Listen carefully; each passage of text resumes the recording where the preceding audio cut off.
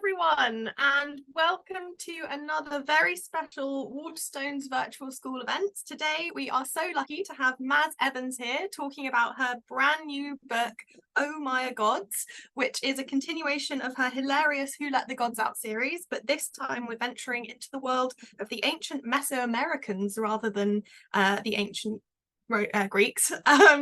Today's session will be recorded, so if you miss any of it or the recording isn't the streaming quality isn't that good, we'll be emailing you a link afterwards, so no worries there. Thank you to all the schools who have sent in your questions in advance. I've got a nice list of them here, but please, if anything comes to mind throughout Maz's talk, just pop it in the Q&A and we'll try to get to as many as we can at the end. We'd love to see any pictures of you enjoying this event as well, so please tweet us or put it on Instagram with the hashtag Waterstones Virtual Events, and it would be great to see everyone having a really good time. Without further ado, Maz, take it away. Hello, can you hear me? Actually, that's a pretty bad question because apparently there are 20,000 of you on this call. 20,000 of you, which is quite weird because I'm literally just standing in a shed on my own. But I am so delighted to be here. Hello. I am so pumped to be here with you today to celebrate the imminent release of my brand new book. I forget what it's called. Oh My Gods, which I'm going to be telling you all about, and then I would love to answer as many of your questions as is possible. Now, 20,000 of you, I can't believe it. This makes this the biggest event I have ever done. So, and I hope to make lots of new friends over the next 45 minutes, but I do know I have some old friends on here as well. So I just want to give a few little shout outs. Miss Khan, my ride or die. I know you're on here with your class. Hello, my darling. I know that Mr. Griffiths from Tidbury Green, you and your class are on here, I believe. Hello to you all. And finally, the Commander-in-Chief of the God Squad, one of my earliest readers, and I know biggest fans of the series, Ms. Elliot, who loves you, this author. Hello to everyone at Our Lady in St. Anne's. Gorgeous to see you all. Now, so much to get through. It is such a pleasure to be here today because bringing out a new book is kind of like having a new baby, which is something I've done quite a lot as well. Because look, this is my pile of books that I haven't anymore. There's money. That's how many books I've published. I think it's 13, but I haven't counted them lately. And it's always really exciting when a brand new one comes out, but I'm particularly excited about Oh My Gods because it's a return, as lovely Rhiannon said, to the Who Let the Gods Out series. Now, I don't know, I'm going to guess probably some of you have read Who Let the Gods Out at school because that's the series for which I'm best known probably, and it's the one that I know lots of schools tend to do. And all my books are falling everywhere.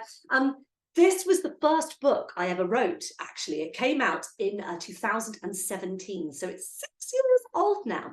And this is the story of Elliot Hooper here, who goes on adventures with the gods of Greek mythology to save the world from Thanatos, this dude here, the demon of death, who is determined to destroy the entirety of the mortal race. So Elliot, assisted by Virgo, who's here, has to go on a series of adventures with the gods of Greek mythology to try to save the world. And it took a little minute. It took him 4 books, in fact. All the books are going everywhere. It took him 4 books to kind of save the world, but he did get there in the end. And I wrote this series between 2017 and 2019. And these books are so special to me because these are the books that made me an author. And I've been unbelievably privileged that these books have now sold over 500,000 copies around the world. They are in 22 different countries. If you can see this map on the back wall here, these are all the countries that my books are available in. So the coloured bits of the map are all the countries all around the world where my books have travelled to and sometimes been translated. And I thought, I'd show you some, because I absolutely love overseas editions of my books. So some countries, they do kind of what we did in the UK. They take the same cover and they just turn it into their language. This is the German version of Who Let the Gods Out. Die Götter sind los. The gods are on the loose. And I've been to Germany many times. These books did very well for me in Germany. And same idea, different language, absolutely love it. Other countries go a different way with things. So this is the French version of Who Let the Gods Out. Des dieux et des boulettes, the gods and their jokes. It's French, of course it's beautiful, beautifully designed, lovely, lovely books. Well done, France, 10 out of 10, no notes. I love seeing cool editions of my books. This is Who Let the Gods Out in Mandarin Chinese. This is, I think, Elliot and Virgo flying on Pegasus. In the book, they fly around Buckingham Palace, but I always think this looks a bit like Barbie's dream castle on this one. But I don't speak a word. I do not understand a single character of Chinese, and yet people over the other side of the world can read my books, which I always find breathtakingly cool. I've been very lucky. Another of my series, Vice Spy, that's it in Polish, but the Koreans did an amazing job with Vice Spy. They turned it into like a graphic novel that's fully illustrated. So there are all these really cool kind of like comic book pictures of Vice Spy, which I absolutely love. Every country nails it, I'm not going to lie. I mean, I'm a creative person. We all have a bad day at the office from time to time. Sweden, a country renowned for its beauty, its wonderful people, its outstanding sense of design. Now, I don't know what happened the day that they decided to design the cover for Who Let the Gods Out, hopefully quite a funny book about Greek mythology. But it turned out, as Gudana Wagner, the gods awaken. Now, I think my son put it best when he said, "Mum, it looks like a book where everyone dies." And I'm inclined to agree. So I'm not quite sure what happened there, but I'd love to show you more books from Sweden, but strangely didn't sell terribly well over there. Can't imagine why. So I've been very lucky since the original Who Let the Gods Out series came out. I have traveled the country. I've traveled all around the world with these books. And I've been asked for many years since they came out, would you ever write any more? And I thought, do you know what? I don't think I will. I think Elliot's story is told. I mean, like I said, we did 4 books, and that's loads, isn't it? And I hope some of you read all 4 books. But another thing I was asked a lot when I was on my travels is, would you ever write about any other mythologies that aren't Greek mythology? Now, I've always been a massive Greek nerd. I'm a Greek geek. I love Greek mythology. I've loved it ever since I was a children like you. But I don't know other mythologies quite as well. And a mythology that has always really interested me is Maya mythology, which is one I didn't know very, very well prior to writing these books. But schools have often said, I know a lot of you probably will have studied the Maya, or you will study the Maya this year. I know it's a very popular topic in schools. So, you know, maths with the big brains went, oh, I can't quite like to write some more Who Let the Gods Out books. I can't quite like to write about Maya mythology. I can't quite like to write some new theories. I know what I'll do. I'll write a book about Maya mythology in the Who Let the Gods Out series. So that is what I have done. And so I am absolutely delighted. This is the first event I've done for this book. So I am extremely excited to share with you the very, very shiny Oh Maya Gods, which is, it's a bit of an odd one because it is a new series. It's new characters. It's not strictly book 5 in this series. It is a new series, but it's a new generation of characters. So this book and this series was about Elliot and Virgo. This series stars their children. So the stars of this series, why don't I show you a massive poster behind me here? So this is Vesper. This is Elliot's daughter. And we meet her. Vesper is absolutely bonkers about football. She loves football. Like, she's really, really good at it. And that's her big life and her big passion. And when we first meet her at the opening of the book, she's trying to get in the national youth squad because she really, really, really wants to play football for her country. And, you know, England female footballers are doing pretty well at the moment. And she wants to join their ranks. She wants to become a world-class footballer. And she lives still at home farm with her dad, Elliot. But she's not very happy very early on in the book because she has a sort of new arrival in her world, who is her cousin, Aster. Now, Aster is the son of Virgo, who is Elliot's sort of sister. And Vesper and Aster cannot stand each other. They never have been able to get along. They haven't got on since they were kids. Virgo travels the world with Aster, so Vesper doesn't have to see him very often. But circumstances have brought them to home farm, and Aster is now coming to stay for quite a long time. And Vesper is not very happy about this. But things take a little bit of a turn when Vesper, living near Stonehenge, where a place to which she's always been drawn, a place from which she's been banned by her parents. She's never allowed to go to Stonehenge. She goes there and she touches the stone that is set apart from the rest of the stones, the heel stone, and a series of events unfolds that causes absolute chaos. I'm not going to be very careful with spoilers, but those of you who know the Who Let the Gods Out series might be able to guess what Vesper finds underneath Stonehenge.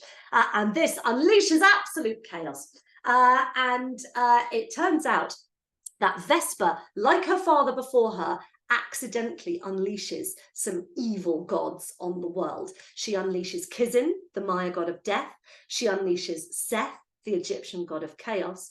And she releases Morgan Le Fay from Arthurian mythology, with whom it turns out she has a lot more of a connection than she knew. So these new bad gods are out in the world, so they need to be stopped. And Elliot and Virgo have a go. Elliot and Virgo step up to the plate because, you know, they've beaten bad gods before, and they go down to the Maya underworld of Xibalba to beat Kizin, the god of death, at his games. But they kind of stink. Elliot and Virgo, they're grown-ups now, so of course they're not nearly as good as they were when they were kids. And off they go down to the Maya underworld, where Kizin basically serves their bottoms to them on a plate. They fail at all of his games and they get incarcerated. So guess who's got to go down after them? Vesper and Aster have to join up to go and rescue their parents from Xibalba. And Kizin has a kind of plan for this. He wants to play a game. He wants to play the game of Pocketok, the Maya ball game with which they were all absolutely obsessed. It was kind of like their football. Now, Vesper, being a footballer, is of course really kind of excited about this.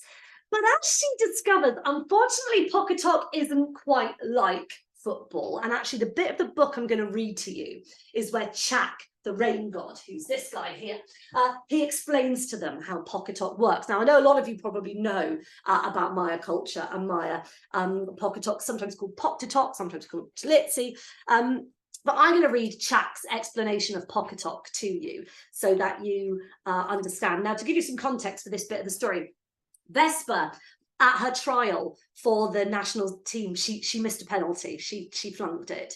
So she's feeling really bad at the moment because it didn't go very, very well for her.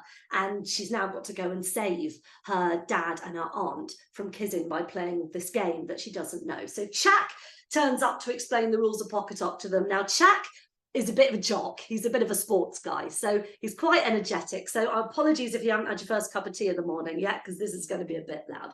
So this is Chak, the rain god, explaining how to play Pocketok to Vesper and Aster.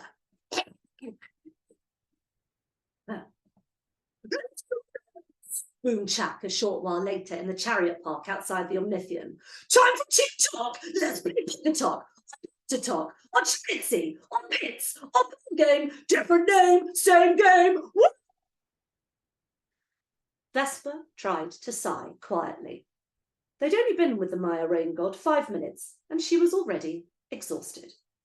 The man had more energy than a solar panel. He was dressed in the traditional attire of a Maya sportsman, or so Aster told her, though it looked like a large nappy. It was in fact a skirt with a wide belt around his waist.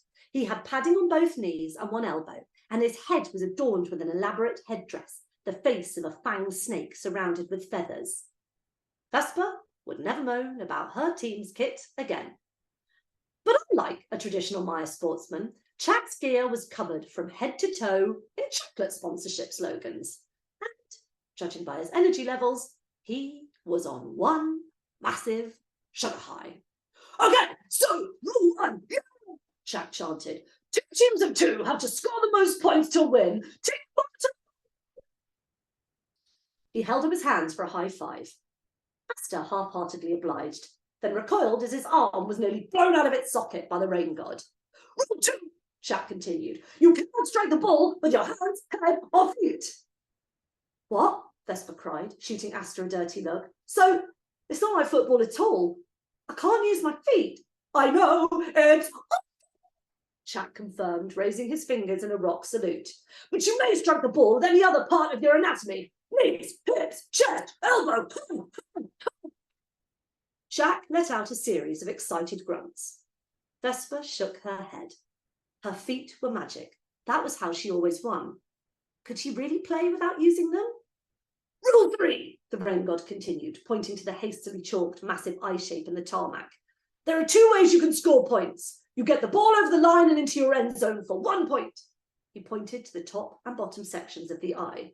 Or for 20 points, you get it through the hoop, said Chak, pointing to the tyre he had dangled from a lamppost. It's super hard, impossible almost, to score through the hoop. But because first to 20 points wins, it means you'll win the game. Oof, oof, oof.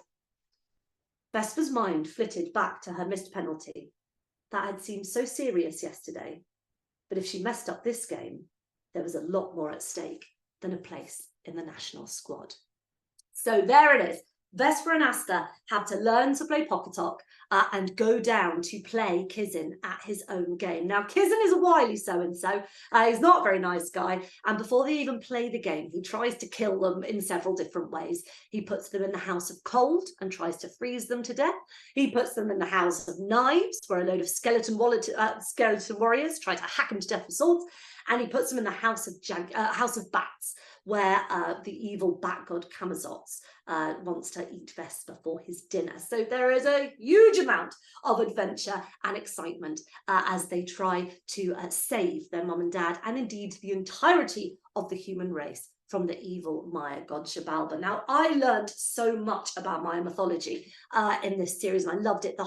Any of you who know Maya mythology might recognize that story because it's based on a very big Maya myth about 2 brothers who went down to Xibalba and were beaten by the gods and had to be rescued by their sons. And that is the kind of myth that I've adapted for this story.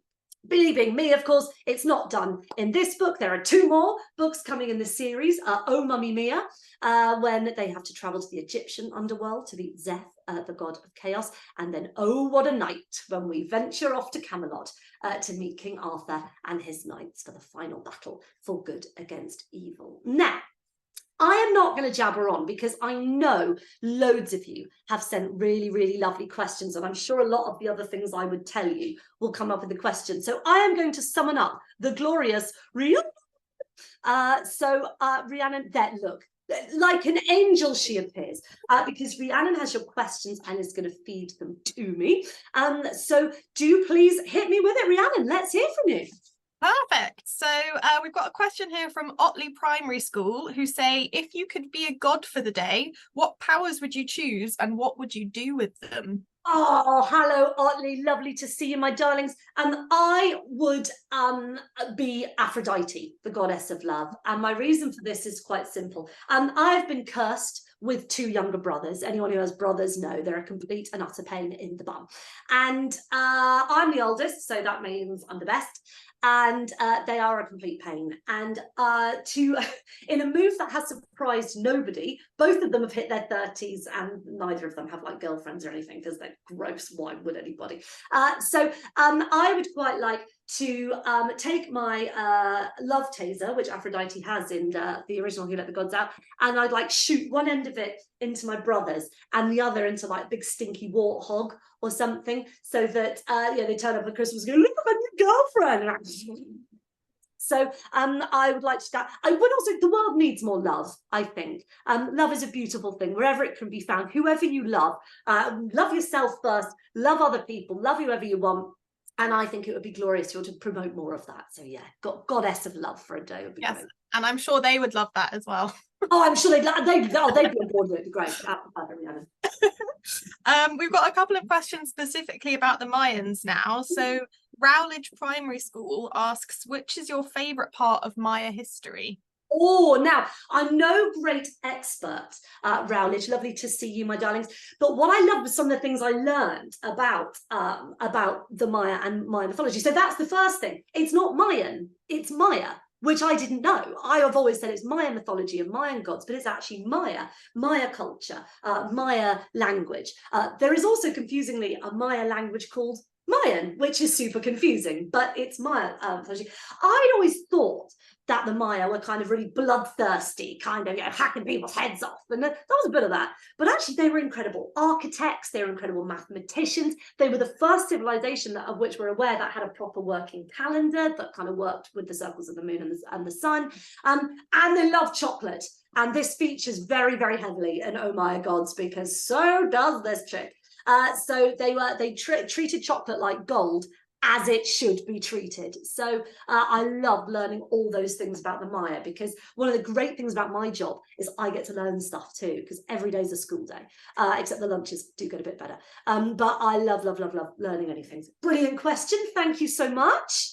Perfect. And St. James's Catholic Primary School asks, have you visited any ancient Maya sites? Oh, St. James Catholic Primary School. I am desperate to go to Central America, where a lot of these places are, to go to Chichen Itza and go to Tulum and all of these places. I'm hoping to go next year. I'd wanted to go to research these books, but that pesky pandemic got in the way, so I couldn't. But it's a big dream. I actually only got to Greece after I wrote this series. I finally went to Greece to see all the things I want to see. So I'm hoping maybe as a bit of a treat, now I've done this, I might do that. These are brilliant questions, aren't they, Rhiannon? Kids, they really are, yeah. Oh, yeah. It also sounds like from these questions we've got a lot of aspiring writers watching. So we'll do some couple of questions about becoming an author now. So you might want to ask a proper author, but I'll give it the best shot. Ellington Primary School asks, what skills and qualifications do you need to be an author? Absolutely none. Ellington Primary School. Trust me, as everyone who works with me will confirm, if this idiot can be an author, really anyone can. I think there's only one qualification, really, which is, and the best thing you can do for any of you who want to become writers, or indeed, frankly, if you want to become anything, it's quite simple. Read. Read and read and read and read and read and read and read and read and read and read and read and read and read and read. And then when you finish reading, read and read and read, because you haven't read nearly enough yet. And it's not just me talking, because obviously, I'm an author, so I kind of got skin in this particular game. But it is a scientifically proven fact, like actual scientists with glasses and stuff, that if you read more, you automatically improve your chances in life. People who read more, and not just people who be writers, people who read more do better in maths and science. Mind blown, right? But the best thing you can do, and if you want to be a writer, if you're reading stories, because all those stories are going in your brain and you don't realize it, because your brains at your lovely young ages, they're like sponges, and without you realizing it, every time you read something, it's like putting water in your sponge. Your sponge grows and grows and grows, and it's all going in there and you don't realize it. And also all that annoying stuff like spelling and punctuation and grammar, that's all going in there as well. So when you come to write your stories, all you have to do is wring out the sponge. And so the best thing you can do, I promise you, and I'm not just saying this, sound like a snake oil salesman, but I promise you, read. Best thing you can do. I wholeheartedly agree. I bet you do, Rhiannon. Waterstones. I bet you do. Big fan of reading over here. I bet you are. We've had this question a lot, so it's not from one specific person, but everyone wants to know what inspired you to become an author. Oh, massive love of stories. I just love stories, and not just stories in books. I mean, I was a big bookworm. I mean, look, this is, I mentioned this is my shed. I'm a bit proud of my shed. This is my new writing shed. And this is the first event I've done. And you can probably see, and there's just books everywhere. I've got even books around my kettle. I mean, I've got books, absolutely. This is Gladys. I painted her myself. I'm quite proud. And there's books all over. I don't think my screen will go around that way, but there's 2 cabinets of books. There's books everywhere. But I love stories in other ways. So I love telly and I love films, but I also love the stories we tell each other. So stories are a really important part of our life, actually, because probably when you got to school this morning, you probably told someone what you did last night, or something that happened to you, or something that you're excited about, maybe something you're sad about. So stories are a really important part of being a human, because we tell them all the time. All when we talk to our friends, when we tell them, heavens for them children, when we tell a lie, we're telling a story. I mean, ethically very problematic, extremely creative though. So we tell stories all the time. And that's what inspires me as a writer. I'm always on the lookout for stories, because I'll always find them, and good or bad, they fascinate me. Excellent. This question has also come up a lot, so again, no specific asker, but are there any authors in particular who inspired you, either when you were growing up or now as well? Oh, well, I mean, now, my goodness, I mean, we talk about this golden age of children's literature, the golden age of children's literature. But there are so many now. I mean, too many to mention, but there are so many fantastic authors. Growing up, I was a big Greek mythology fan, so I liked sort of older stories. So I really loved Greek mythology. I really loved the tales of the Arabian Nights. I really love fairy tales, all of those kind of core stories.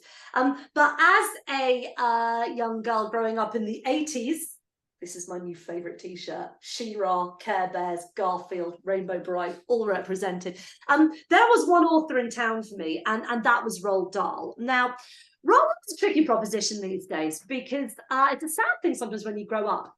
You discover things about your idols that you don't really like very much. And I'm afraid Roald Dahl and I would not have got along terribly well as people. He has had lots of points of view that I really, really reject. But I can't deny the influence that his stories had on me growing up, because primarily they were written for children. They were written about children. They were about naughty children and rude children, and children actually being real children, not children who go to boarding school and fetch around on a pony. You know, I wasn't interested in any of that. I wanted naughty kids doing naughty stuff. And for all the adventure and all the zany stuff going on in his books, there's quite often a very difficult truth in a Roald Dahl story. So Charlie is going on a magical adventure in the chocolate factory, but he's living in terrible poverty. Matilda has these telekinesis powers, but her own family aren't taking very good care of her. So that was a real inspiration to me for all of my books. So in Who Let the Gods Out, Elliot goes on these wonderful adventures, but his mum's not very well. And in Oh My Gods, Vesper is going on this fantastic adventure in mythology, but what she really wants to know is who her mum is, because she doesn't know who her mum is. She was adopted by Elliot as a baby, and she doesn't really know who she is, and she wants to find out more about her own identity. So I always, with my books, hopefully there's a lot of fun, a lot of adventure, but also there's something real in there as well, and that certainly I got from the Roald Dahl book. So Roald Dahl, you're not coming around, fish fingers, because don't agree with a lot of what you have to say, but yes, his stories were a big influence to me. Perfect. A question from Belle Royal now, who says, editing is something children find tricky and often think their work is absolutely perfect. How do you approach editing your books? Oh, that's a teacher question. Oh no, that's an education question. This comes up a lot. So the thing I always tell people is that I think people don't quite understand how writing a book works. I come into my shed, have I mentioned my shed? Painted that myself, don't want to make a deal of it. That I sit down and I write my books and I send them off to my editor, and she goes, well done, Maz, that's great, let's ship that straight off to Waterstones. No, that's not what happens. I sit in my shed, love my shed, painted that myself, and I write my book and I send it to my editor, and she goes, oh, Maz, no, do it again. And I come back to my shed and I go, and I do it again, and she goes, slightly better, do it again. And we go through this process like 10 times. So I spend approximately, because I'm often asked, I'm noticing all these wonderful questions flipping up on the site here. I'm so sorry I won't get around to all of them, but I'm often asked how long does it take me to write a book? And I've seen that come up a few times. So to give you some context, I spend about 1 month planning my books. And actually I've got my planning here to show you. I do a huge amount of research before I write anything. So I've got, in fact, the books I used for this. Maya, so all of these I have read cover to cover and got all of the information that I need from them. And then I plan and I plan and I plan. Other writers write different ways, but I have to plan. I can't write a book without planning it. So this is all my planning for this series. I've just finished writing the 3rd book.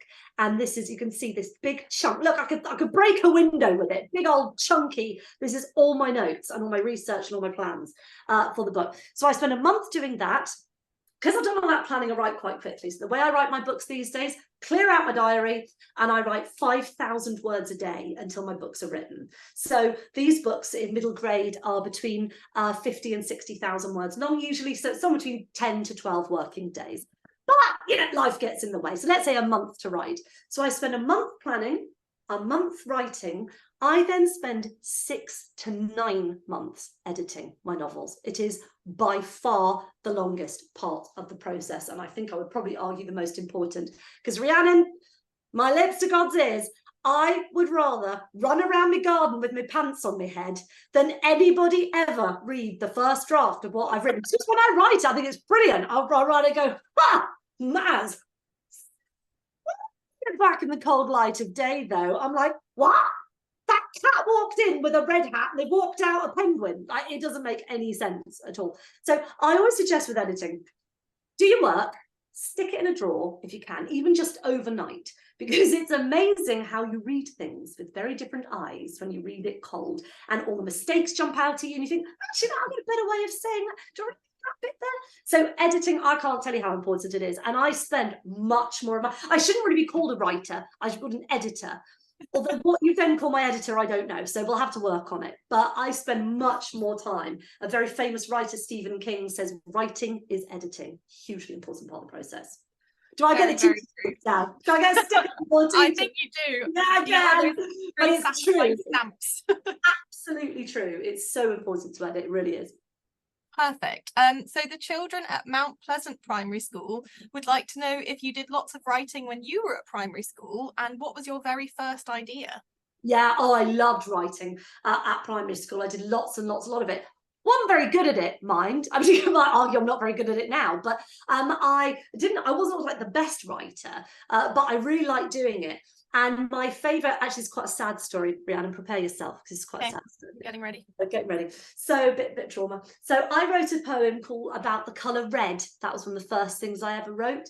And it was about all the ways you see the colour red, like in the sunset, and if you get a spot, and if it's on like a ribbon on a thing, and I made it rhyme.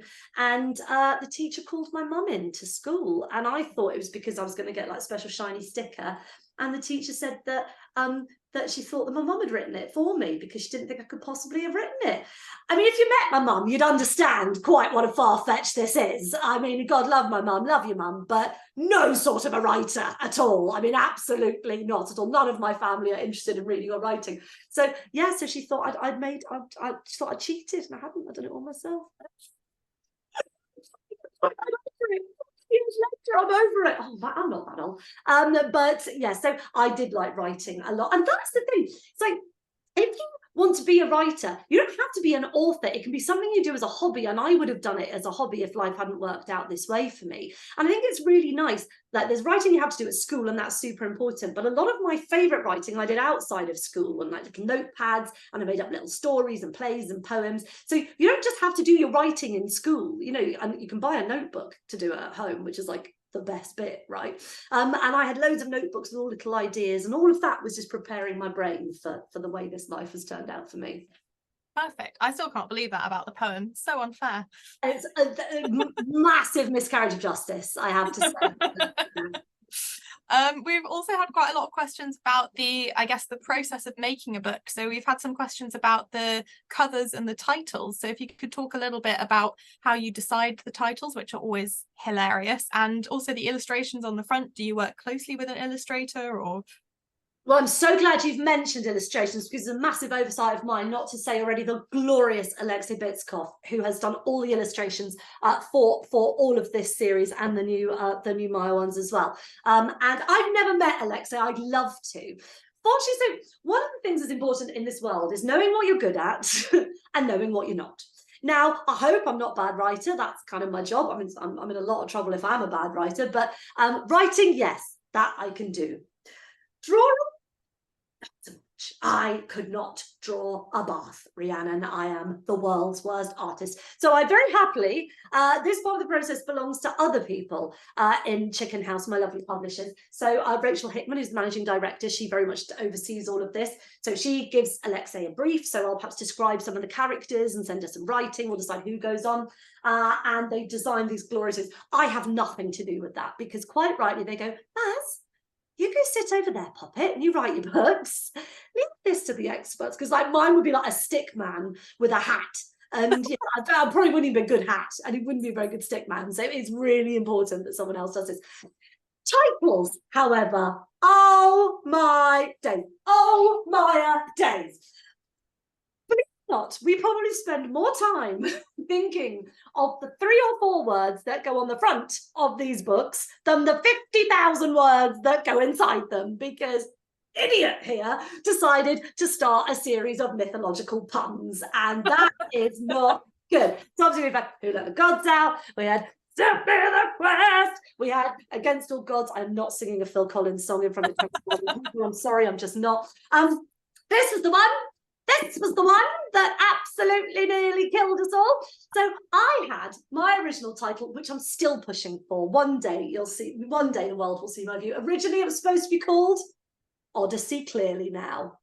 Right? Oh, very nice.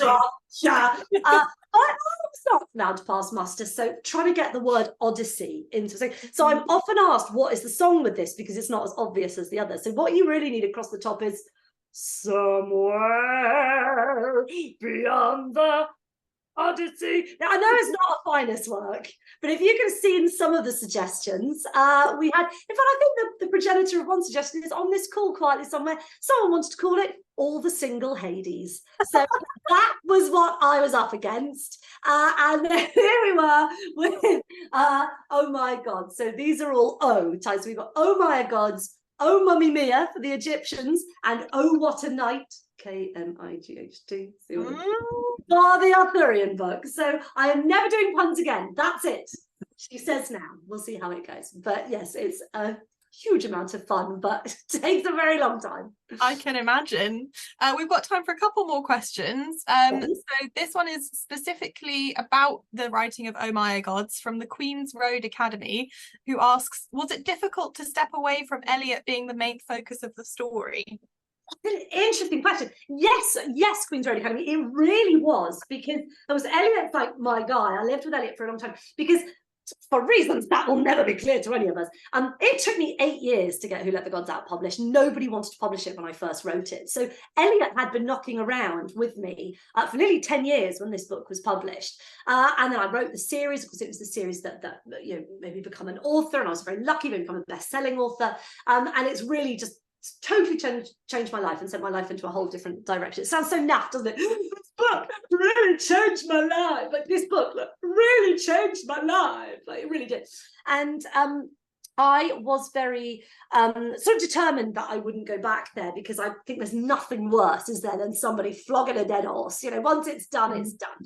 But writing about the children, I quite liked it, because of course the series is, you know, Vesper and Aster are our stars, because Elliot and Virgo are still there. So I thought it'd be quite interesting to see what these characters that so many people have taken to their hearts, how they've turned out as adults. And so you sort of get a glimpse into what their life has been like since the end of Against All Gods. And I have to be careful what I say, because I know there are people who are reading this series who told me to be very careful about spoilers.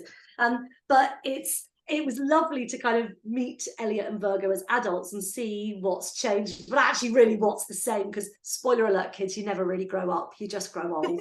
So I'm no different really to the way I was at 11 years old.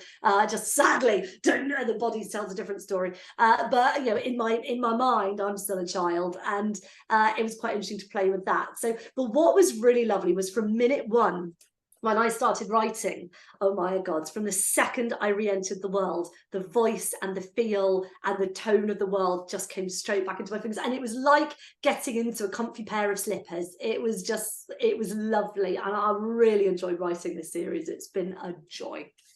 Excellent. So I really like this question from Braywick Court School Sycamore, who asks, if you could spend a day with one of your book characters, who would it be and what would you do? Oh my goodness. We could have a lot of fun. Well, I think it would probably be Hermes, who is a very popular character from the original series and who does pop up again here, because of course there are lots of characters from the original series who do pop around because the gods are immortal, right? So they haven't changed in all this time. The mortals have grown up, but the gods will never grow up. So we do see some of the old guard again, and Hermes turns up in Oh My Gods, in fact. Now, one of my very favourite scenes I ever wrote in the entire series was in Simply the Quest. It's a very difficult book to write. Second books are always difficult. And there's a scene where the gods don't realise it's Elliot's birthday and he's having a terrible time. And his mum, unfortunately, because she's not well, she's forgotten it's his birthday. And he's had a rotten day. Anyway, it comes to light, it's his birthday. So Hermes takes Elliot flying in the clouds, and they do acrobatics up in the sky, and then they sit on a cloud and they watch the sun come up. And it's one of my very favorite things I've ever written, actually. And I'd like to do that with Hermes. I'd like to go flying around and see the world and do the acrobatics. You'd have to watch me back a bit because I'm not not 12-year-old anymore, Hermes. Go easy on Maslow. But I would love to do that and then sit on a cloud and watch the sunrise. And I think Hermes and I'd have a lot of fun. So I think, yeah, a day spent with him would be good. I'm sure they have some kind of magical elixir you could take that would just... Or just a magical tubey grip, you know, just a magical ibuprofen and I'd probably be fine. But yeah, just go a bit easy on the old bones, Hermes, because yeah, not as young as I once was. A lot of schools have been asking, which was your favourite book to write, and do you have a favourite book of the ones that you've written? This is the one question that is guaranteed to come up whatever I do. That was the favourite book I've written. And I have to say, I've had quite an exciting summer, because I've actually, Oh My Gods is the 4th book I've had out this year. It's been there are 5 coming out next year, so no rest for the wicked. My goodness. So I've got a really exciting, shameless plug. I had my first grown-up book came out in the summer, Over My Dead Body, which was very exciting. So that was really exciting to write. Children do not read that one because it has some bad choice language in it. But I really enjoyed writing that. That was a real kind of break. I couldn't really choose the best book, because they're like my children. I love them all the same amount for different reasons. Without a doubt, though, the hardest book to write was Simply the Quest. As I just said, second books are notoriously tricky. And Simply the Quest was a nightmare to write. This took me the longest, took me nearly a year to write Simply the Quest. Most of my books are normally about sort of 6 months or so, but this one took me a year, so this one was really hard. But it taught me a very important lesson, that what didn't get this book written was me sitting staring at my computer going, I can't do it, I can't do it, I can't do it, I can't do it. That strangely doesn't get stuff done in life. What did get the book written was me gluing my bottom to the chair and sitting down and getting the very heck on with it. And it taught me a lot about perseverance and resilience, which are all qualities I know are very important to us all. So actually, although it was really hard to write it, probably I learned the most from this book, because it taught me I can do it. I just need to stop whining and get on with it. And once I stopped whining and got on with it, the whole process moved a lot faster. So if that's useful advice for anybody. Perfect. Okay, one last question now, and it comes from Year 6 Avonwood, who say, we are writing quest stories. Any tips? Yes, I can help you, Avonwood. So quests, I mean, all my books are quests. In fact, in a way, all books are quests, because they are about the thing that all stories are about, which is that somebody wants something. That's the heart of all stories anyway. But somebody wants something. So if you're on a quest, you're trying to go somewhere, you're trying to get something usually. So oh my god, the quest is to go to Jabalba and beat Kizin to save Elliot and Virgo and the human race. So that's their quest. They've got to go there and they've got to play the game. The Arthurian legends, which are what the last book in this series are about, the quest is for something like the Holy Grail. So they go and get the Grail cup, or they go on a quest to save a maiden from a dragon. I mean, I have quite a lot of fun with that in the third book, as you can imagine. But you're going on a quest because it's about somebody wanting something. They want it, but something's going to get in their way. So somebody wants something, but something gets in their way. And then they're going to have to overcome that something, the dragon or the bad knight or the monster or whatever it is.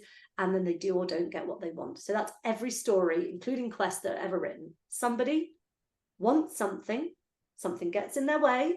They have to overcome that thing, and then they do or don't get what they want. That will get you through every story you ever want to write, ever. Have it from me. Perfect. What a great way to end this wonderful session. Hard. I know, it's been a blast, and thank you again everyone for all of your incredible questions. I'm sorry we couldn't get to every single one, but the Q&A was literally exploding as I was trying to read the questions. May I say, Rhiannon, before we sign out, I just want to say a massive thank you to schools and educators, because you guys are the other reason I have a shed, for one thing. I love my shed, painted that myself. But you guys have taken these books to your heart and shared them with your children, and I hope anyone who follows me on the socials knows my huge passion for education and educators. The job you do is extraordinary. You do it under impossible circumstances. I am a huge supporter of yours, and anything I could ever do to make it easier and better is here for the asking. But thank you for your support of me. Please know you always have it from me. And yeah, you do an amazing thing, and you have all the love and admiration from me and all authors I know. So thank you, thank you, thank you. Mwah! Huge love to you all. Wonderful. So just a reminder to everyone that this session has been recorded, so you can revisit all of Maz's wonderful tips and tricks whenever you would like. They will be emailed to you at a later point. And please share pictures of you enjoying today's event using the hashtag Waterstones virtual events. That's all from me. I think that's all from you, Maz. It is. Thank you so much, everyone. I hope to see you soon. Have a good rest of your day.